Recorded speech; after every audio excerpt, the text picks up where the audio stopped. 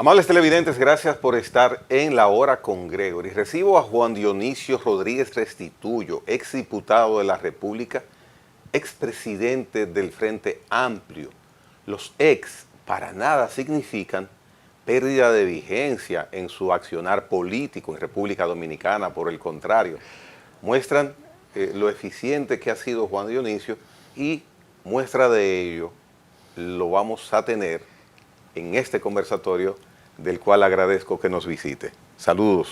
Gracias, Gregory. Para mí también es un placer estar contigo y con los amigos televidentes, que yo sé que tú tienes grandes seguidores y muchos seguidores. Juan Dionisio Rodríguez es una persona que siempre ha estado en la izquierda dominicana, aunque no aparente de la izquierda. Ahí está esa habilidad que tiene de manejar bien lo que es el ejercicio político. En ese sentido, el panorama de República Dominicana en esta área de la política, ¿cómo se torna? Porque muchas veces escuchamos decir que surge un gobierno y es una sigla diferente. Sin embargo, la esencia es la misma en el mundo político de nuestro país. Mira, lo primero es que, por ejemplo, yo he sido un militante toda la vida de la izquierda en la República Dominicana, miembro del partido desde 1982, milité en el Partido Comunista del Trabajo hasta el año pasado, es decir, más de 40 años militando en la izquierda. Y aquí hay un error. Yo siempre he dicho que en política no hay enemigos, sino contrario. Entonces, lo que quiero decir con esto es que en la República Dominicana la izquierda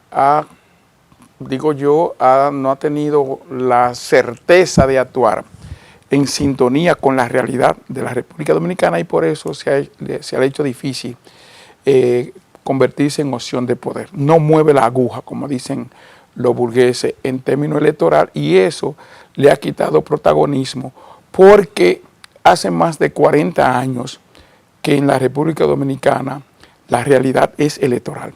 Nosotros tenemos el periodo más largo en la historia dominicana de estabilidad económica y estabilidad política y estabilidad social, 59 años. Ninguna de las tres repúblicas anteriores duraron tanto tiempo. La primera la perdimos a los 17 años, en el 61. La otra la perdimos en el 65 y en 1915 o 1916, la otra la perdimos en el 65. Es decir, que este es el periodo más largo. Y en ese periodo se ha instalado en la República Dominicana una democracia electoral. Oye, estoy hablando de democracia electoral, no estoy hablando de democracia. Y entonces con Abinader se cierra un ciclo político. Abinader cierra el último, en mi opinión, en mi lectura, el último reducto de la esencia de lo que fue el PRD, que puede ser el Partido Azul y que puede conectarse con el partido de Duarte. Eso muere con Abinader.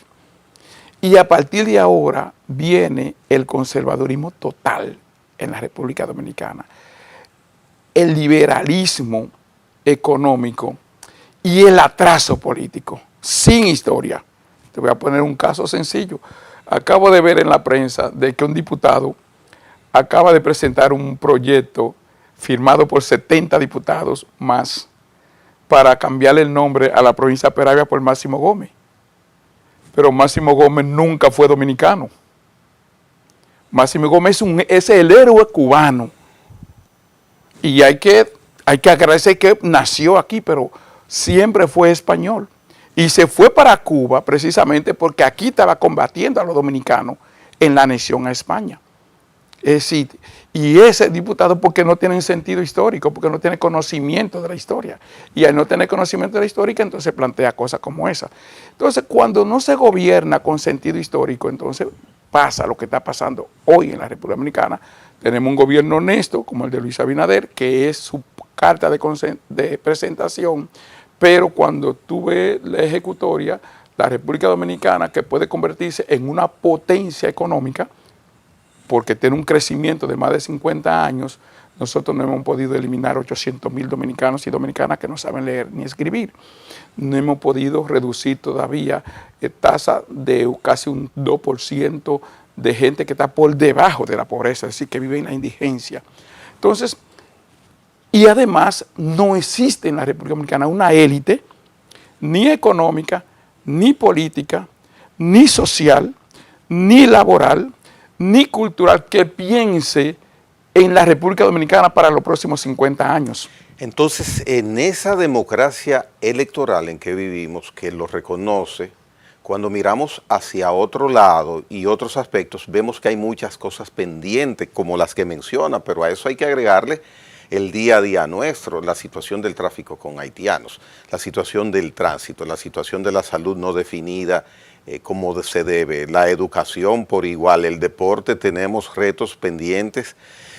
O sea, son muchas cosas que hay aún que corregir, que enmendar, resolver e implementar. Entonces, ¿qué vamos a hacer? ¿Qué es lo que está fallando? ¿Qué es lo que ha fallado? Mira, en mi opinión aquí ha fallado la identidad, es decir, la República Dominicana tiene un problema de identidad. Nosotros no sabemos lo que queremos. Es decir, nosotros, aquí no hay un proyecto de país. El proyecto de país debió de ser la Constitución del 2010, la que implementó el doctor Leonel Fernández. Esa Constitución que se supone que es el pacto de la nación dominicana y que ya ha sido modificada en 2 oportunidades, debió de ser el proyecto de nación. Y eso agregarle con una ley que aprobamos la 1-2012 de la Estrategia Nacional de Desarrollo hasta el 2030.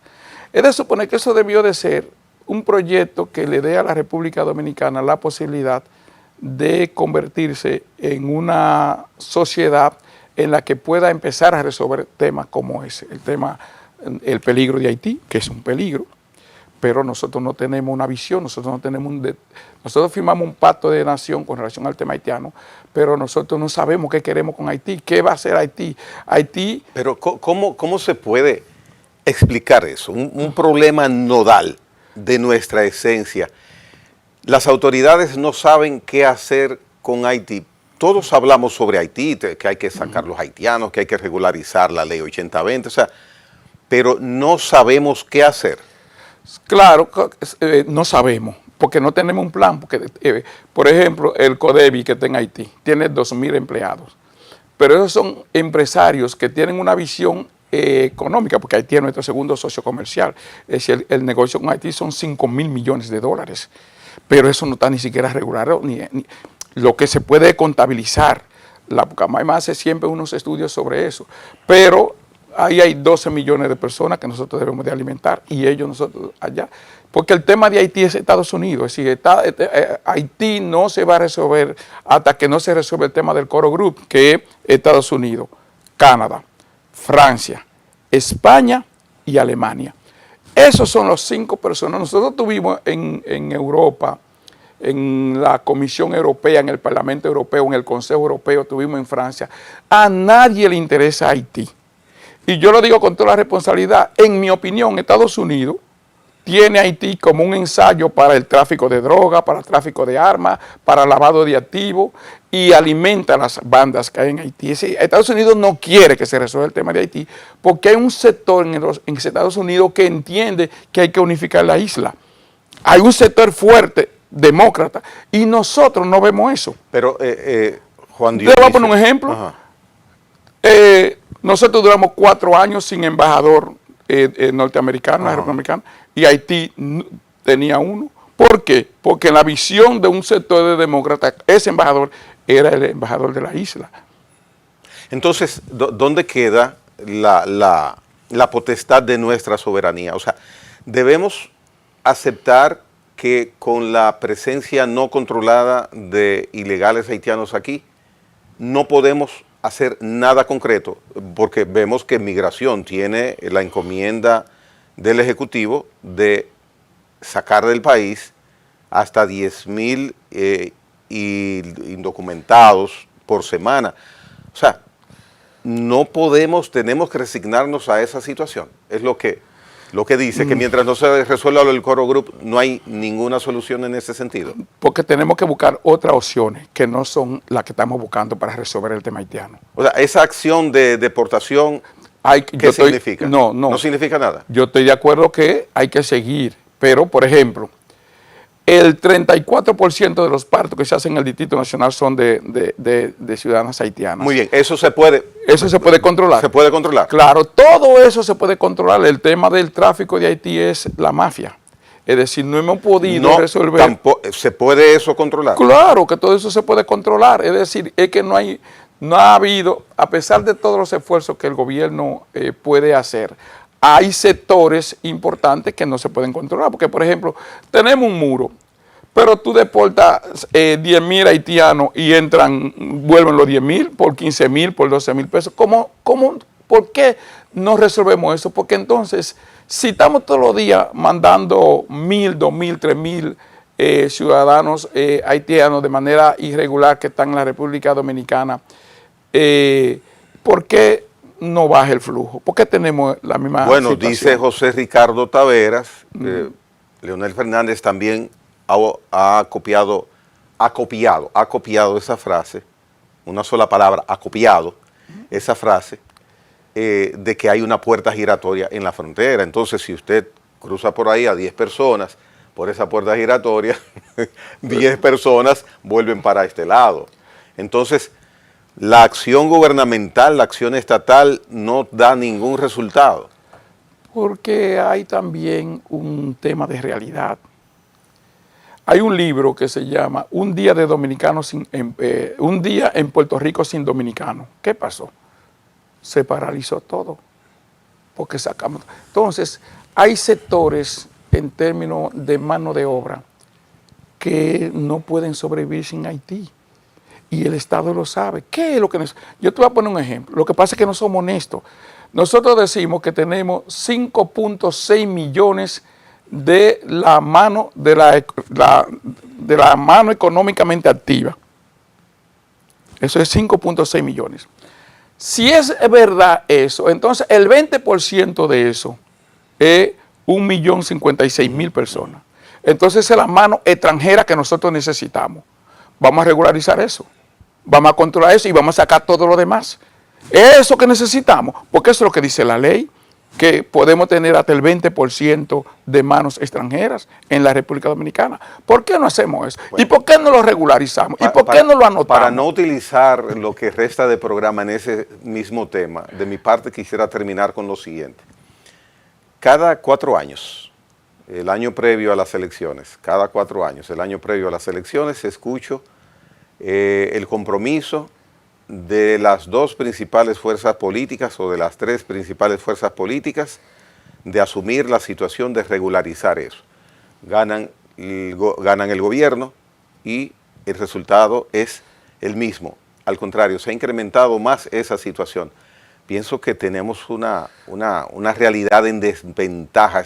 Estamos muy en desventaja con esa situación. Promesas, compromisos y se hace poco. Siempre se recurre a que el mundo internacional, las potencias, deben trabajar con eso.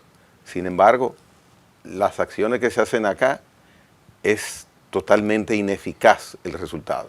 Mira, yo quiero cerrar con esta reflexión, este tema haitiano. Mira, Boyer en el 1816, en la Constitución haitiana, era Petión cuando el presidente, cuando la isla estaba dividida en 3, que teníamos un reinado, una república y una colonia. Dijo que la isla era una e indivisible, ¿no? Y es real, eso es verdad. La isla es una y no podemos dividirla, pero tenemos 2 repúblicas. Es decir, nosotros le caemos encima a Boyer a Petión o a Boyer porque dijo que la isla es única e indivisible. Y es verdad. No podemos sentirnos que ahora son 2 repúblicas, distintas las 2. Almagro en un momento dijo que esta isla era para un solo país. No, aquí hay 2, esta es una isla que tiene 2 repúblicas. La República de Haití, a la que nosotros tenemos que ayudar y contribuir allá en Haití, a que crezca allá, porque si no crece allá, no aquí, allá, nos va a arrastrar a nosotros, es un peligro latente. Y nosotros tenemos que contribuir con ello, pero allá. Y a la comunidad internacional, yo pienso que el liderazgo que tiene el presidente Abinader, ahora con el nuevo secretario general de la OEA, debemos de plantearle a todos los países y saquemos a Estados Unidos de la ecuación porque no se va a meter. A todos los países que hagamos un plan Marshall para Haití a 50 años, con los haitianos allá en territorio haitiano. Eso puede hacer sentido. Entonces, pero que el presidente dominicano encabece eso, porque la comunidad internacional y que mire otros sectores. Perdón, que encabece la propuesta. La propuesta, muy ¿no? bien. La propuesta. Una propuesta y que se lo plantee. Y hay otros países que no son Estados Unidos que pueden participar en eso. Porque el tema es Estados Unidos y Canadá. ¿Y estaría de acuerdo con esa idea, con esa propuesta Haití? Sí, Haití está con eso, porque ese es otro tema, que se quiere resolver el tema haitiano sin los haitianos. Hay una organización, por ejemplo, el Grupo Montana, que son 60 organizaciones, donde está el padre Aristido, donde está la universidad. A esa gente no se le toma en cuenta para ninguna discusión con el tema haitiano. Eso se quedó en escritura, el tema del Grupo Montana. Pero porque no se le toma en cuenta. Entonces no podemos resolver el tema de Haití sin los haitianos. Bien. Es lo mismo que acaba de hacer Trump con Ucrania y Rusia. Quiero escuchar de Juan Dionisio Rodríguez su criterio macropolítico sobre, y ya ha hecho referencia hace unos minutos, sobre la constitución que teníamos de 2010 y la modificación, reestructuración, como se le quiera llamar, a lo que tenemos de recién finalizado el año 2024. ¿Qué significa lo que se ha hecho con la Constitución en 2024? Un retroceso. Es decir, hemos dado, y eso es por no tener sentido histórico. Es decir, nosotros avanzamos un paso y damos dos para atrás. Entonces, en el 2032, todas las elecciones se unifican. Eso es un retroceso. Eso es mortal para el sistema democrático de la República Dominicana y borra por siempre un pensamiento del doctor José Francisco Peña Gómez y anula por completo los ideales del padre de la patria, Juan Pablo Duarte, cuando estaba planteando la necesidad de un cuarto poder del poder municipal, y además concentra mucho más poder. La concentración económica se va a dar, la concentración política se va a dar, y entonces va a llevar a la República Dominicana a unas situaciones mucho más difíciles que las que tenemos ahora. Es decir, viene una concentración total, porque el tema de la República Dominicana es esa, es decir, nosotros tenemos el país con más consistencia en términos económicos de crecimiento, pero somos el país más desigual de toda América. ¿Por qué? Porque la concentración política y la concentración de la riqueza. Yo te puedo poner un ejemplo. El partido de gobierno saca el 49% de los votos a nivel congresual y tiene el 80% de la matrícula. ¿Qué democracia es esa? Es decir, con el 35% de los votos que yo saque, tengo el 60% de los puestos. Porque está diseñada para la concentración política y para excluir el que no esté en esa ecuación. Entonces, pero es que tampoco tiene que ser directamente proporcional una cosa con otra. Debería de ser, porque cada voto es una persona. Pero si en yo te doy el 35% de los votos, tú tendrías que tener 35% del poder electoral. ¿Por qué? Porque la presidencia tú tienes que tener el 50%. Es que, por ejemplo, hay, en el caso de las senadurías, hay provincias que tienen escasa cantidad de habitantes, entonces, pero una provincia es un senador, entonces yo puedo tener con 60,000 votos 4 provincias. Yo no estoy hablando de los senadores, estoy hablando de los diputados, estoy hablando de la mayor representación. Bueno, de la diputación. Porque los senadores y el presidente y los síndicos deberían de ser con el 50+1. Ya. Yo estoy hablando de los regidores, estoy hablando de los vocales y estoy hablando de la mayor representación que debe de ser el Congreso, que debe ser la Cámara de Diputados, donde se supone que debe de haber la mayor representación política. Hoy es la menor. Pero equilibrar eso aparentaría que es muy difícil. Bueno, pero ese era... El sistema, me refiero al sistema. Pero eso es posible. Lo que no es posible mientras si tuviésemos elecciones con boleta desbloqueada y abierta. Pero nosotros tenemos elecciones con boleta cerrada y boleta bloqueada. Es decir, se impone lo que quisimos modificar, lo que quisimos cambiar con la modificación del 94, de que el narcotráfico, los ricos, ahora todo el que tú llegar a una candidatura tiene que tener dinero. tiene que ser rico, y entonces eso mella la verdadera democracia en la República Dominicana. Y entonces eso obviamente lleva al poder a los que tengan posibilidades económicas, y esa posibilidad económica, yo que estuve en el Congreso, te va a dar la posibilidad de que los ricos sean los que pauten las decisiones que tú vas a tomar ahí. Vuelve una información que parece cíclica, que es como la Semana Santa que llega todos los años, que llega la Navidad. Vuelve de nuevo a conocerse en el Congreso el tema del Código Penal. Nosotros tenemos un atraso imperdonable para aprobar esta pieza. Como ex legislador, ¿qué se vislumbra en el razonar de Juan Dionisio Rodríguez sobre que, de nuevo, tocamos la posibilidad legislativa de tener un código penal que es necesario? Mira, yo he sido claro con relación a eso, y lo dije cuando estaba en el Congreso. El tema ni siquiera son las tres causales. En el Código Penal se está esperando tiempo para que prescriban los plazos de corrupción. Ese es el tema. Es decir, el Código Penal... Perdón, ¿y cuándo empezó ese conteo? Bueno, el Código está desde el 90, ¿verdad? Entonces, todo lo que entraron en el gobierno en el 96, el Código está planteando prescripción. El Código actual prescriben a los 10 años los crímenes y delitos en la República Dominicana. Este Código lo que está planteando que sean a 20 pero años. Eso es una cuasi imputación, no, esa pero teoría. ¿verdad? Pero es que el Código Penal, el tema del Código Penal es que prescriban plazos. Y entonces, con un concepto que tiene la Constitución, que dice que la ley no tiene efectos retroactivos, que yo puedo discutir eso con los juristas de este país sobre el tema de la retroactividad de la ley. La ley sí tiene efectos retroactivos. La ley no tiene efectos retroactivos solo para el que está cumpliendo condena, porque no se le puede agravar su pena. No, entonces no puede ser para todo.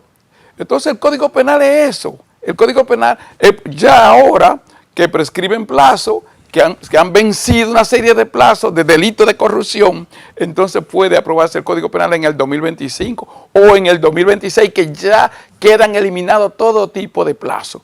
Lo que salieron en el 20, lo que salieron en el 12, ¿me entiendes? Wow. Les quedan eliminados los plazos. Entonces, esa es la discusión del Código Penal. ¿Por qué no ponen imprescriptible, como dice la Constitución, los casos de corrupción? Debería de ser imprescriptible. Si, como dijo Duarte, el crimen nunca prescribe. Los crímenes contra la corrupción no pueden prescribir. Ese es el tema del Código Penal.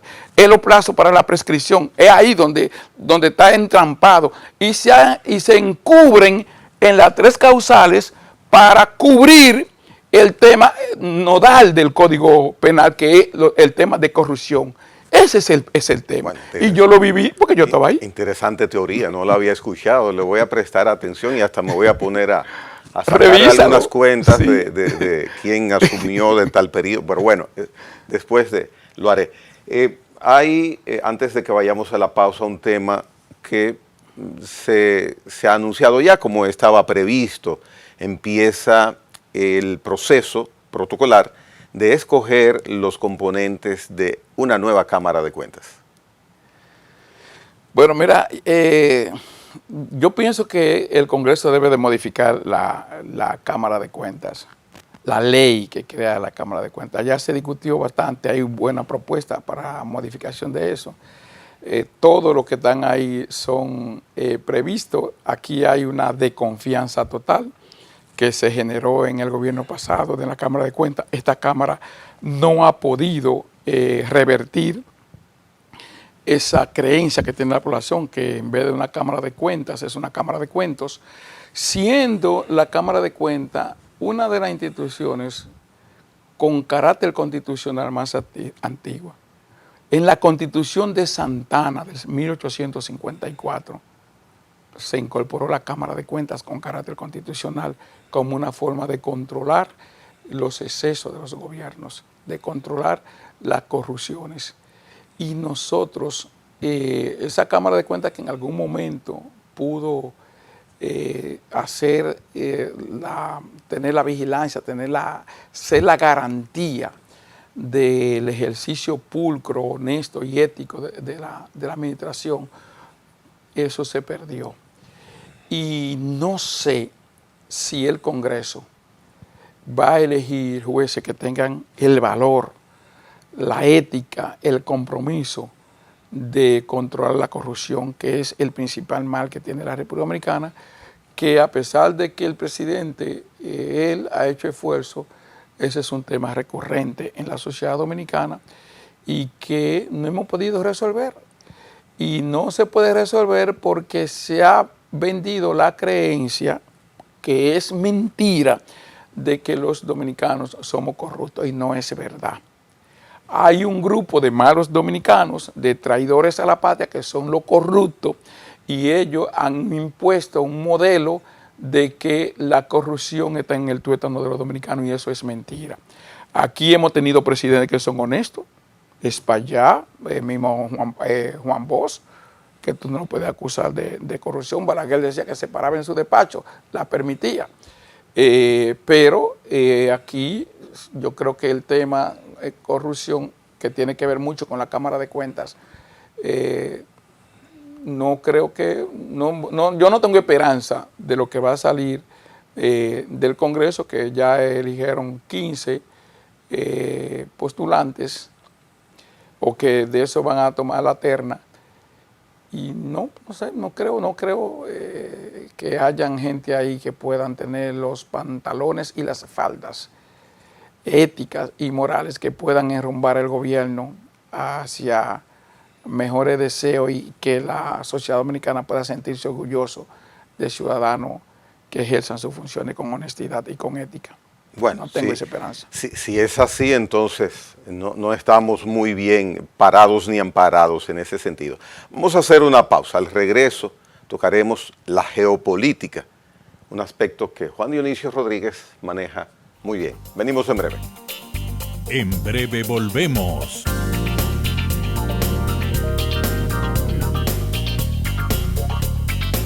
A la hora con Gregory.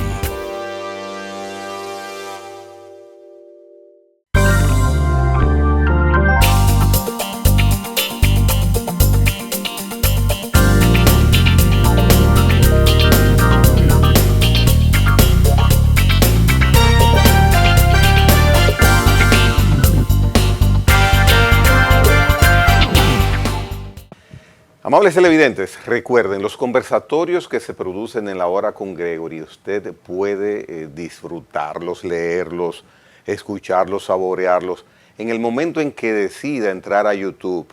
Para entrar a YouTube, nuestro canal es La Hora con Gregory RD. Desde su dispositivo móvil, desde su laptop, desde su PC, entre a ese canal, La Hora con Gregory RD, le pulsa a la campanita y ya está suscrito. La Hora con Gregory RD. Juan Dionisio Rodríguez, en el plano internacional, verdaderamente desde el 20 de enero de este año hasta la fecha, ha habido un común denominador, el moverse, el actuar, la presencia de Donald Trump dirigiendo Estados Unidos.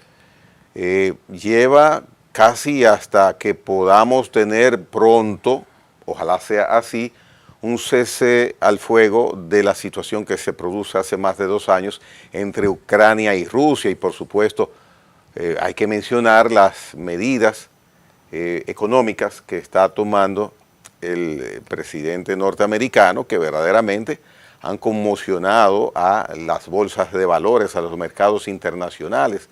En fin, trae en estos movimientos, traen unos efectos que se sienten inclusive en países que no tienen nada que ver directamente con eso, como el nuestro. El mundo geopolítico después del 20 de enero, ¿qué significa ese hecho de asumir la presidencia de Donald Trump? Mira, yo, en mi opinión, creo que Donald Trump está cambiando totalmente la geopolítica mundial, y que el mundo entra en una fase en la que hay que ponerle atención. La salida de Trump, el debilitamiento de Trump de la OTAN, de Estados Unidos, que siempre fue el guardia del mundo, el policía del mundo, ahora dice que no, que a Europa que se defienda, le saca el guante a Europa, en la que nunca invirtió en armas, sino invirtió en problemas sociales porque estaba protegida por Estados Unidos.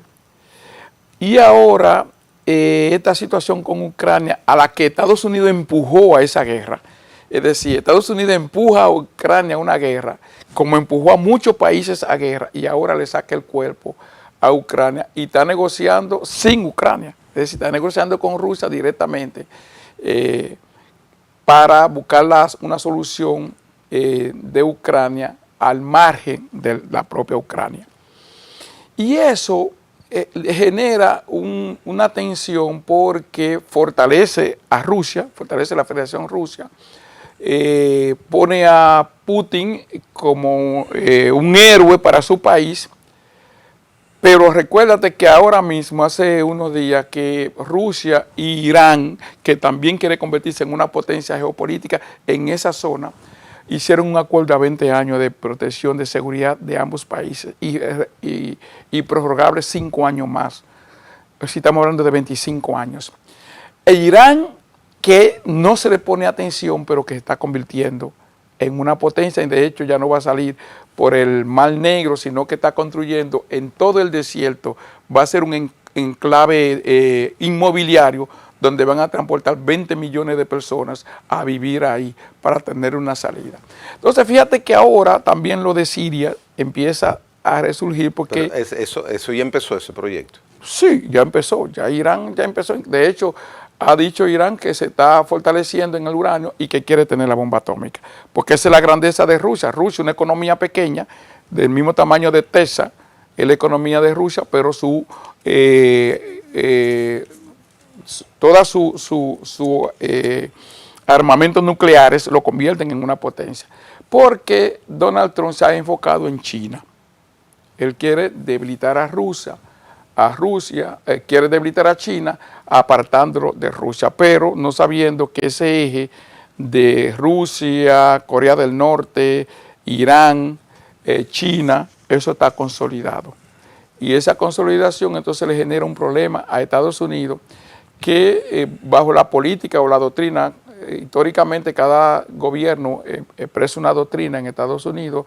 La doctrina de Donald Trump ahora es América First, es decir, América primero, y entonces está reculando para el control de América Latina, es decir, nosotros nuevamente para allá, salgan ustedes de aquí China, Irán y Rusia, que ya están consolidados en América Latina, porque hay 16 países de América Latina que su principal socio es China.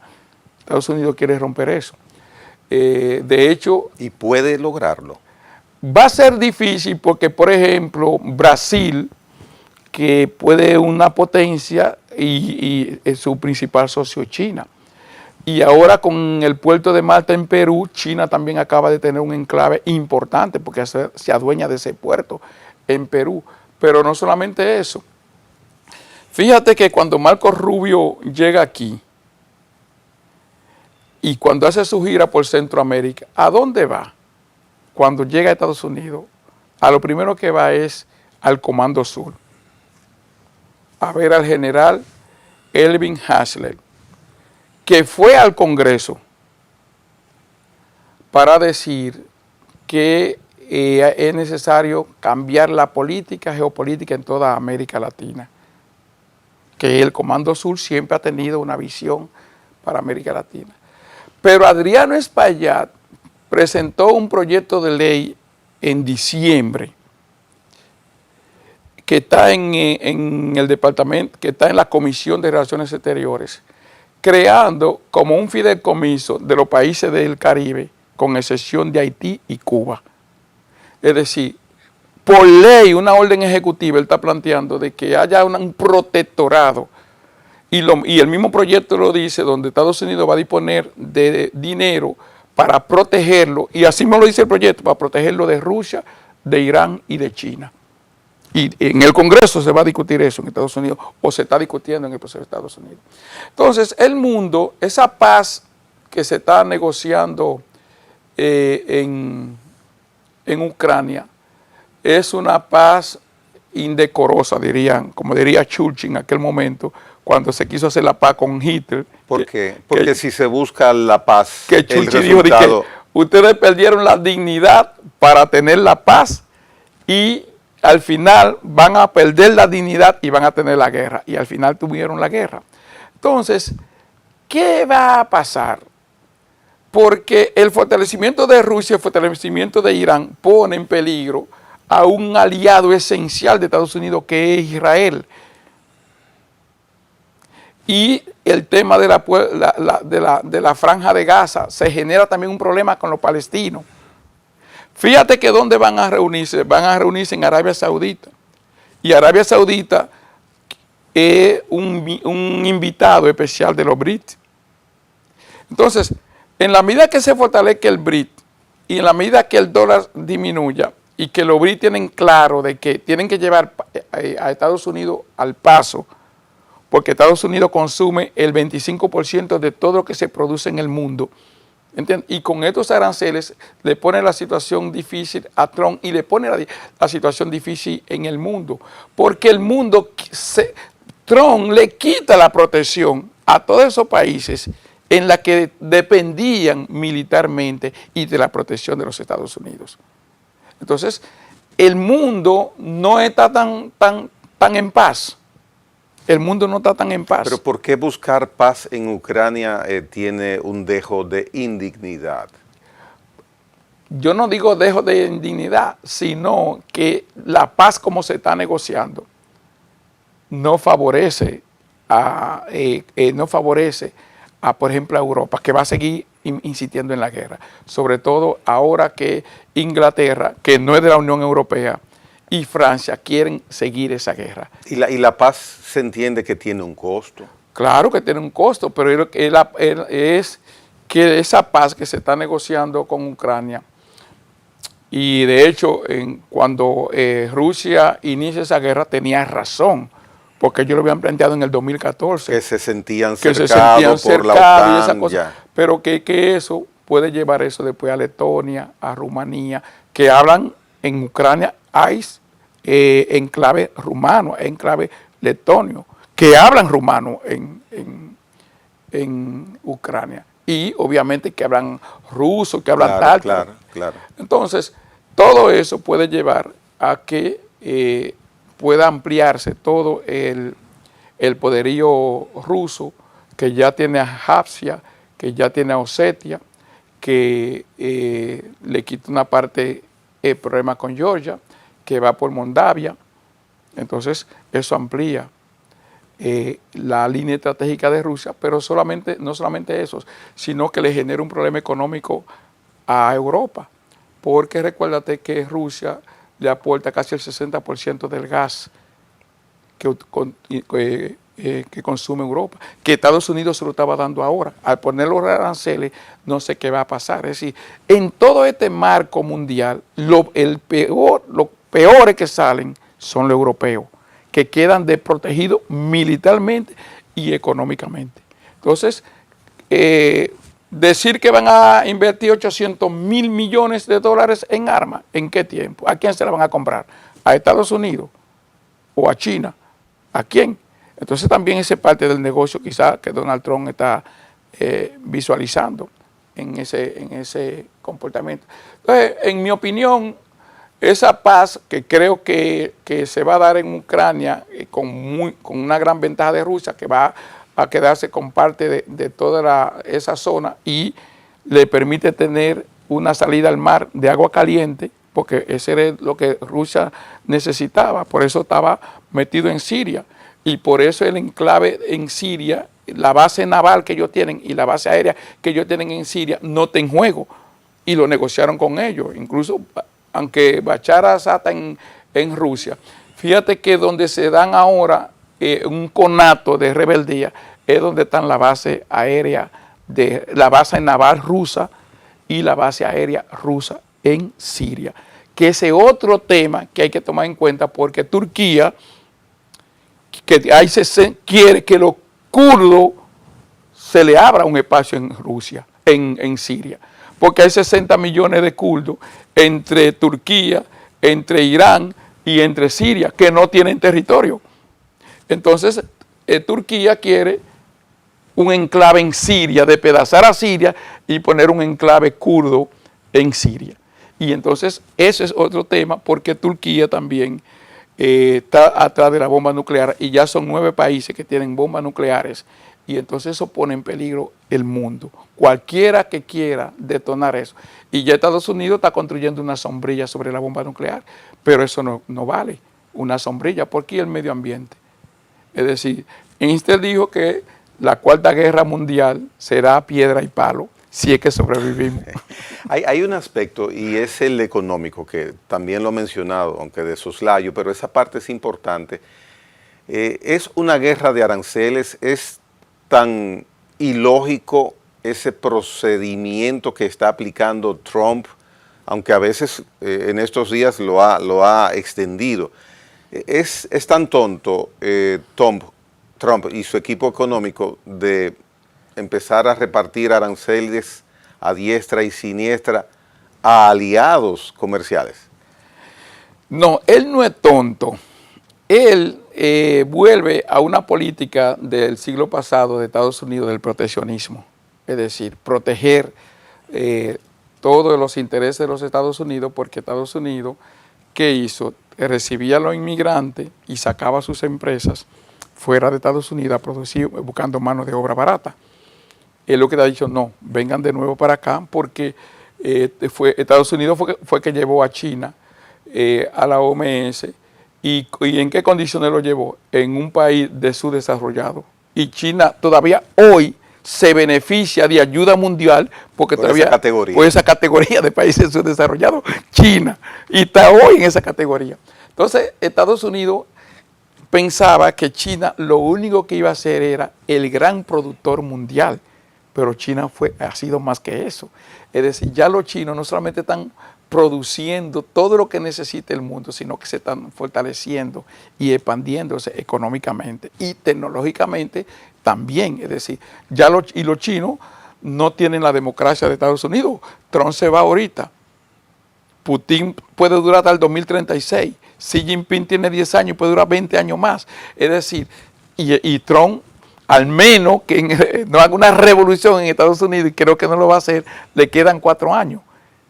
Entonces, él se va ahorita. Entonces, la situación interna de él es muy difícil y hay que esperar lo que va a pasar ahora en las elecciones de medio tiempo en Estados Unidos, porque ya incluso la popularidad de Trump ha bajado menos del 50%. Y mira que no tiene ni 3 meses, o sea, no tiene 100 días. Y ya Trump económicamente ya se está sintiendo, porque el tema de perseguir a los inmigrantes también ha afectado a restaurantes, sobre todo en Miami y en Nueva York. El proceso de revertir el hecho de que las industrias norteamericanas habían tenido la facilidad económica de irse, sobre todo a China, el traerlas de nuevo es un proceso que también toma tiempo físico, porque no es trasladar una cuenta bancaria a Estados Unidos. Es, por ejemplo, una manufactura, son industrias, son centros tecnológicos que lleva físicamente tiempo implementarlos de nuevo. Habrá que ver cómo se maneja esa situación también. Que, por ejemplo, en México, la balanza comercial de México, que Estados Unidos, la balanza comercial de Estados Unidos con China, con México, con Canadá, es deficitaria. Es decir, compran menos que lo que le venden a Estados Unidos. Y entonces Trump lo que quiere es revertir eso. Entonces él quiere mejorar y por eso le está poniendo aranceles a las importaciones. Pero él no sabe, yo no soy economista, pero dicen los economistas que eso está afectando, porque la producción interna y el dinero interno de Estados Unidos, y eso él, no sé, sus asesores económicos, porque Trump no es bruto, por eso llegó ahí. Es decir, pero él tiene una visión comercial del Estado. Es un presidente empresario. Y él está viendo a Estados Unidos como un empresario, como un Estado empresarial, y él quiere manejarlo, en mi opinión. Y yo creo que eso no le va a dar resultado porque, ¿por qué existen la guerra? Porque la industria armamentista de Estados Unidos necesita vender sus armas. ¿Me entiendes? Y por eso que yo digo que la paz, mientras Estados Unidos, Trump puede hacer esos esfuerzos, pero mientras Estados Unidos sea el mayor productor de armas del mundo, no creo que vayan a ayudar a promover mucho la guerra. Es posible que se resuelva lo de Ucrania por un compromiso que él hizo, pero van a explotar otro escenario de guerra en otra parte del mundo. ¿Tuvo algún significado específico, concreto, de peso, que nos visitara en este año el nuevo secretario de Estado norteamericano, Marco Rubio? Sí, claro, eso manda un mensaje claro, es decir, no solamente, fíjate que viene a países de Centroamérica y República Dominicana, y eso le da una importancia a la República Dominicana por la relación incluso que tiene el presidente con los Estados Unidos, y eso también manda una señal con relación a Rusia y a China. Es decir, la presencia de Marco Rubio en el Caribe, y yo te digo, cuando llegó de aquí, fue directamente al departamento, al Comando Sur de los Estados Unidos, cuando salió de América.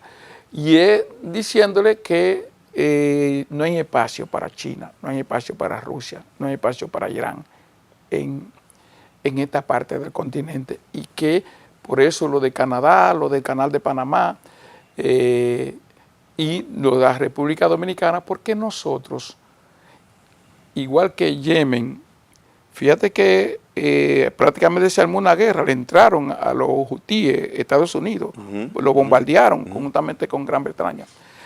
Porque nosotros, lamentablemente, o mejor, estamos en el punto estratégico porque estamos en el centro de América.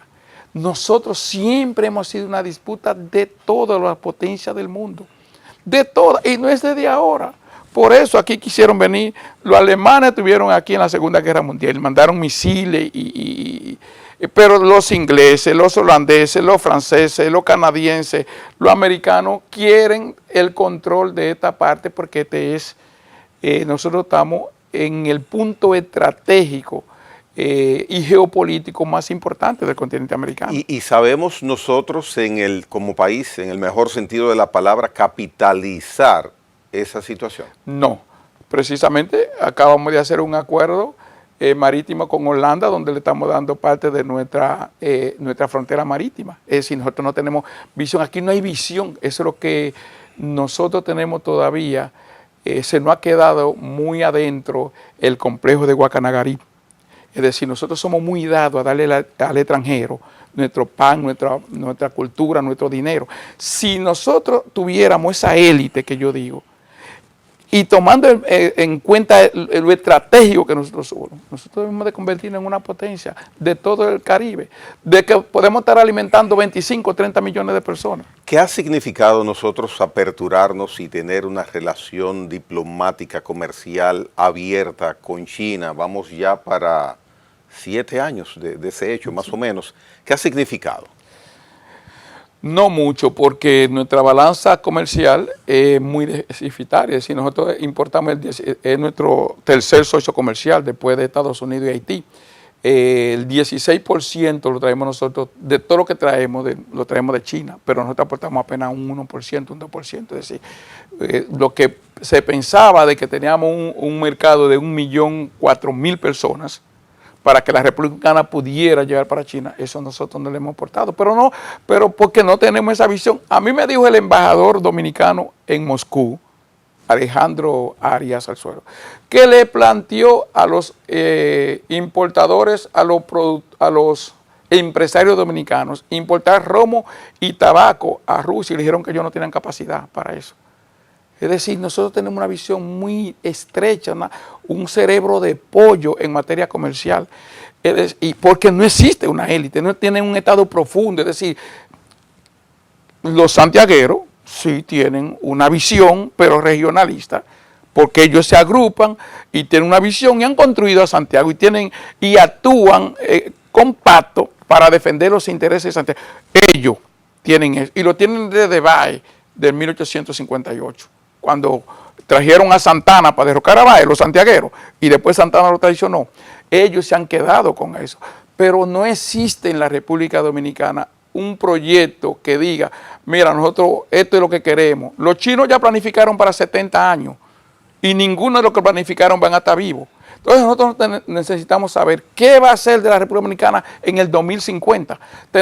Necesitamos gente que piense eso y que proyecte eso y que eso esté al margen y por encima de los partidos políticos y de los intereses económicos. Porque si no tenemos nación, si no tenemos país, ¿qué sentido tiene que tú seas rico? ¿Para dónde tú te vas a ir? Hay unos acuerdos que posiblemente se rubriquen con, por lo menos hay intención en conversaciones y buena relación con Guyana. Si tiene alguna opinión al respecto. Todo lo que se ha hecho en Guyana, lo que se ha investigado sobre los pozos petroleros, no han dado resultados hasta ahora. Guyana tiene 800,000 personas, quizá menos. Entonces, no creo que eso sea beneficioso. ¿Por qué nosotros, Puerto Rico, Cuba, que tenemos, yo digo y lo decía en el programa, el grito de Capotillo, el grito de Yara y el grito de Lares, que fueron los 3 gritos que lograron la independencia de cada una de esas 3 islas, y que nosotros siempre somos como idénticos. Ahí hay 25 millones de personas que nosotros pudiésemos estar alimentando. Nosotros tenemos que romper un poco toda esa dependencia de los Estados Unidos. Nosotros estábamos recibiendo 500,000 turistas de Rusia y por adherirnos a una sanción en la que nosotros no tenemos que ver de Estados Unidos a Rusia, esos turistas ya no vienen. 500,000 al año. Es decir, y perdimos los 2 viajes que teníamos hacia Moscú. Entonces, yo creo que nosotros tenemos que tener una política diplomática internacional mucho más abierta, no tan pegada a los Estados Unidos. Es verdad que nuestro principal socio comercial, tenemos 2 millones de dominicanos allá, recibimos la remesa, pero la economía dominicana es una economía frágil porque depende de 2 factores que no son nuestros, el turismo y la remesa, que son externos. Nosotros necesitamos tener factores internos, fortalecer nuestra economía, sembrar este campo, tener seguridad alimentaria, es decir, nosotros tenemos que producir el 90% de lo que nosotros consumimos aquí y tenemos condiciones para eso, pero necesitamos un plan, necesitamos un proyecto de país, necesitamos una élite económica, política y social que permita a la República Dominicana dar el salto, porque ya tenemos la base. Con esa opinión inició este programa. No tenemos un plan de nación. Lo finaliza de esa misma manera. Es imposible, es difícil, no sabemos crear un plan de nación. Duarte creó uno. Lo que pasa es que nosotros somos... los presidentes nuestros son muy cortoplacistas, es decir, piensan para su periodo, no piensan para el país porque no tienen sentido histórico, ¿me entiendes? Y un poco lo puede tener eso Leonel Fernández, que lo tenía, estaba tratando de crear eso, pero sus ambiciones de caudillista, que no lo ha dejado, porque eso ha impedido de que nosotros tengamos un plan, porque la democracia de nosotros es muy frágil. Si yo te saco la cuenta y tú sumas, Danilo Medina, Leonel Fernández y Joaquín Balaguer, esos gobernaron 43 años entre los 3. Trujillo, Moncáceres y Horacio Vázquez, 42 entre los 3. Lili, Buenaventura Báez y Pedro Santana, 42 años entre los 3. Es decir, en 9 personas, y Abinader va a durar 8. En 10 personas nosotros tenemos 130 años de 185 que tenemos de independencia. Y cuando tú le sacas los 4 de la atención a España, los 8 de la intervención norteamericana, los 5 del desorden de la muerte de Trujillo hasta el 66, ¿qué nos queda? Entonces, pudimos tener otros resultados. Debemos tener otros resultados. Entonces, en este periodo de 59 años, de 60 años de tranquilidad, de democracia electoral y de estabilidad económica y política, porque todo eso rico se debe a que en este país hay estabilidad y porque el Estado le está garantizando el espacio para crecer, pero ellos no quieren invertir en el país. Bien. Juan Dionisio Rodríguez, muchas gracias por estar en La Hora con Gregory. Gracias a ti, Gregory. Nos vemos en la próxima ocasión, amables televidentes.